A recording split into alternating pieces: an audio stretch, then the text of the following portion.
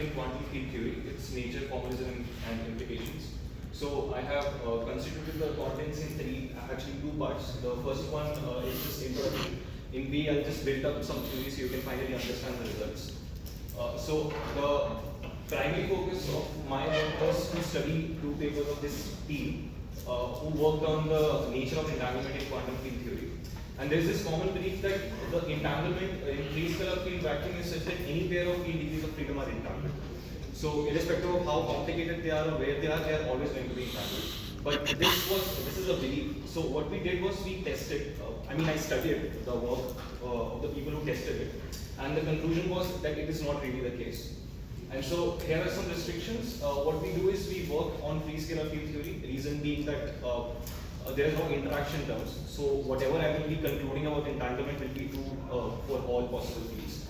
And the second one is that I am using D plus one dimensional Minkowski spacetime. So it's basically globally hyperbolic. So what it implies is that the causality is going to be preserved.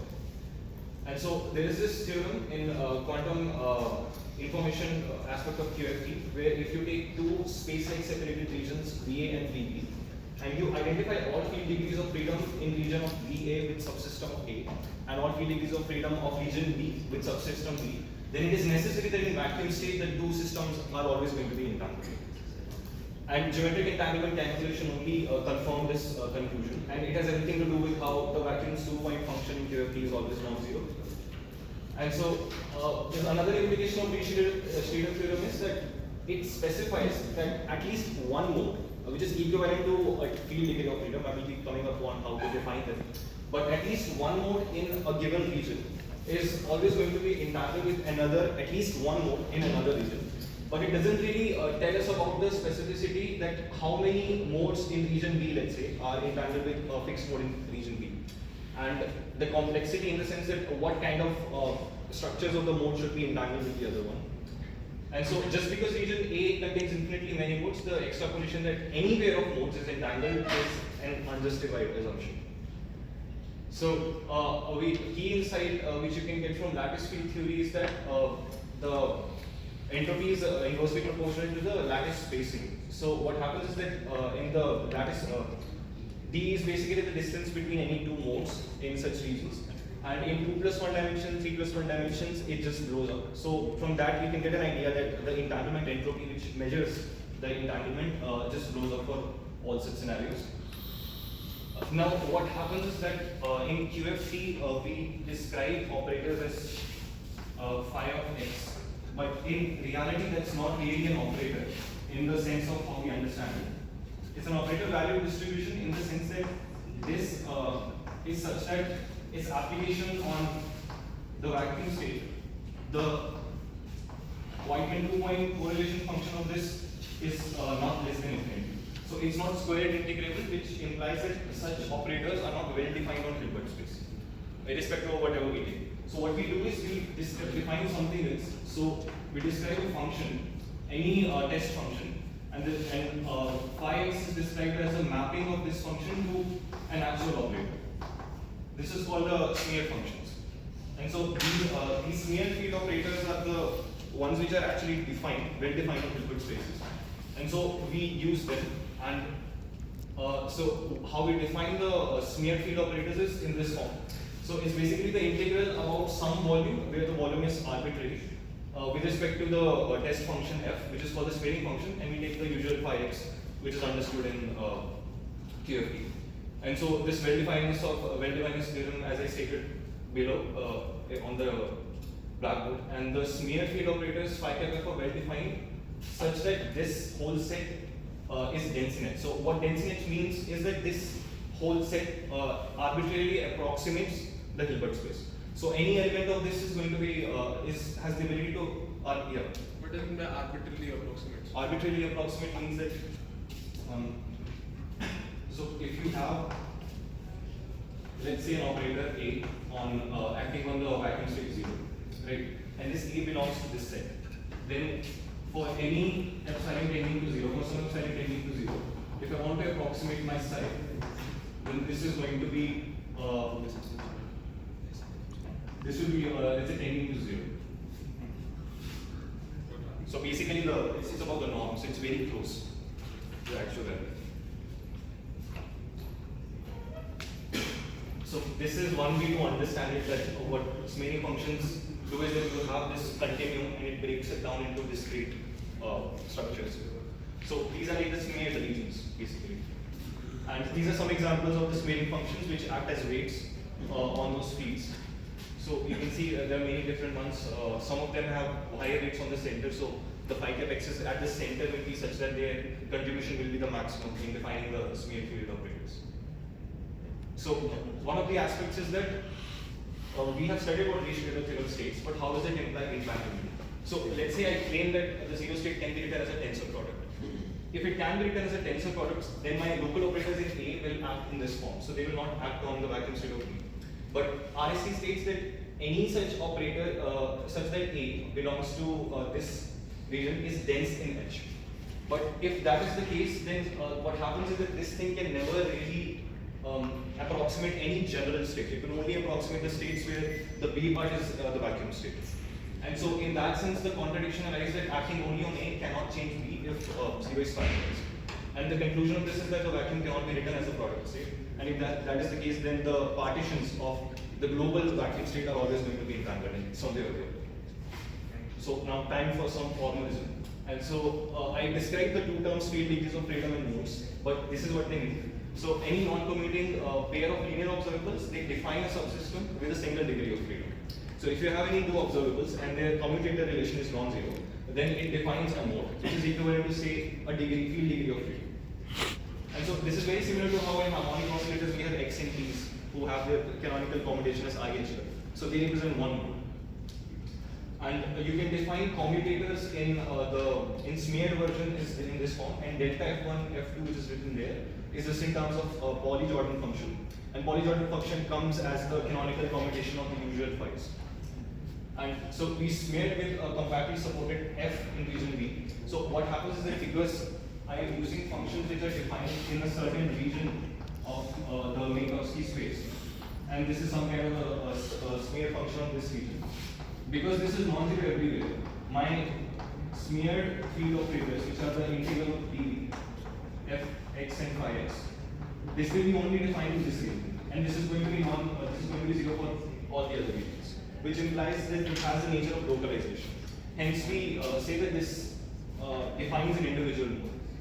So an entire region also doesn't define a single mode. So entire region is built up from many different modes.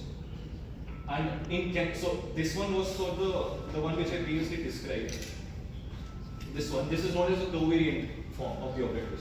But there's another form known as canonical, which I'll be using for the upcoming formalism, in which my linear observable is described in this way. And finally, by constricting it to a certain case, my canonical commutation relation comes out to be in this form. So the interpretation of this is that localized field modes, they act as canonical coordinate momentum pairs, but in a local sense. And so now what happens is that because the quantum field theory has infinite dimensions in any subsystem, the problem arises that if I want to quantify entanglement, I need entanglement quantifiers. And for entanglement quantifiers to be defined, my systems have to be finite dimensional, in the sense that the number of modes or degrees of freedom in subsystem A and subsystem B need to be finite. If it's infinite, I cannot define notions such as reduced states and partial traces. And if I cannot do that, then I cannot define entanglement. So what we do is we take finite dimensional subsystems of our QFT, where we take some finite number of modes in subsystem A and B. And because this is a subsystem of the vacuum state, it is going to be mixed. And now what happens is that because reduced state of vacuum describing localized subsystems are necessarily mixed, which we saw, the vacuum state is Gaussian. And so if it is Gaussian, the reduced states are also Gaussian. And for Gaussian states, we just need the expectation of O cap i's and O cap i's, O cap j's to describe the complete theory. But we know that that one is zero because it's vacuum, so it all boils down to finding this thing. And if we know this, then we can quantify any entanglement measure. In this case, we know that this one here is basically independent of the state. So it all boils down to finding the covariance matrix, which is defined in this way. Now we can define the entanglement entropy in terms of the symplectic eigenvalues of our sigma, which is a covariance matrix. So it comes out to be in this form. And the mutual information The mutual information from theory is described in this way, but we cannot use entropy as a measure of entanglement in this case because it's mixed. So we use logarithmic negativity, which is defined in this way that if it is greater than 0, then my state is entangled. And for my specific vacuum, the case of vacuum state, it is described in this way where N and Nb are the number of modes in subsystem A and B. And this is a mathematics which specifies what this means. And so, okay, time for some results. I'll end a little bit more formalism. I'll try to complete it in as much less time as possible. So now I can describe the scaling functions in this form in canonical form. And I use my text functions to be of this form. So this is the wedge operator. And why we use this? Why we use this is because its Fourier transform is in terms of Bessel function, so it helps with the formalism. And so I can define the sigma AB in terms of this, where sigma AB used is equal to B because scaling functions used on both the regions are same, which implies that my field operators are going to be equivalent to each other for both the regions. And these are the correlations which are in terms of some complicated equations which I'm not going to show. And the field correlations finally come out to be in this form. So they have dependence on dimensions. They also have dependence on your distance. So it keeps on decreasing with the distance. That's one of the findings. And then we have mutual information and entropy. As I stated, the sigmas are equal, and so if they are equal, the entropy, entanglement and entropy are going to be equal. We find that the symplectic eigenvalue which comes in this equation is actually greater than 0. Because the symplectic eigenvalue is greater than 0, the entanglement entropy is not equal to 0, which implies that the state is mixed. Which again confirms the Richtev theorem. And there is some dependence that the entropy decreases, is smaller for larger deltas, and on boundaries the entropies are more, which again testifies the nature of the areal nature of entanglement. That the modes which are near the cross sections, they contribute the max. Then we can define the symplectic eigenvalues for SAB also, and they have no dependence on radius R, so they are basically scale invariant. And then we find these maps for mutual information, and they also decrease with rho and have a dependence on the dimensions. And by the way, these colors basically are different values of delta. For delta equals 1, p by 2, and yeah. The only problem is that coordinate formation is like 2 to 3 goals. So you use entanglement of entropy. Yeah. But that is not additive. You are making comments on the nature of entanglement accumulation. Yeah. It is an open problem that it is not additive in general. And you use logarithm of negativity. For multi-system, for like multiple level system, that is also not necessarily additive. Yeah, it's not necessary, but as I stated previously, because it is in the Gaussian state. For Gaussian state, if En is greater than 0, that is necessary and sufficient to state that the system is entangled. You can covariance metrics, but that is also a criteria. You can quantify the covariance metrics, but you can't comment on entanglement of entropy. Right? No, see. So entropy, von Neumann entropy, is a quantifier of entanglement, but in this case, it does not quantify entanglement. But it tells us a lot of information about what's going on. Because it cannot really quantify entanglement, we use logarithmic negativity. And in this specific scenario, Gaussian state for a free scalar field theory and a lot of other constraints, it comes out to be a necessary sufficient condition.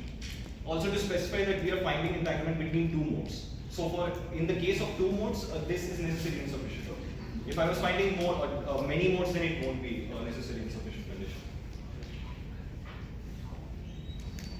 Yeah, so we can finally describe the mu tilde plus minus for the two regions. And after considering some mathematics, we conclude that the momentum force correlation needs to be sufficiently negative for it to be entangled. And so in that case, we get two cases for d equals 1 and d greater than 1. For d equals 1, you can see that the logarithmic negativity it decreases with the mass term, and the mass term we use because for n equals 1, d equals 1 there is infinite divergence. So we need it so that it doesn't diverge. And in terms of rho also it decreases. So after a certain level, if the distance is enough, two modes are not necessarily entangled. And if the mu value is increased, two modes again not entangled at all. And in d greater than 1 case, we again have this mu tilde plus minus. And for this case, mu tilde minus is always greater than 0.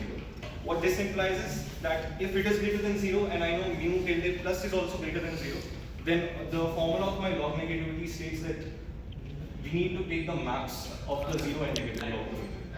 Yeah. So just 10 seconds. So because it is positive, the En is coming out to be negative for all such cases. So because the log negativity is coming out to be 0 for all such cases, for d greater than 1 case, we can conclude that two modes are not necessarily entangled, which confirms that the belief is wrong. That Rischel theorem states that any two modes are going to be always entangled.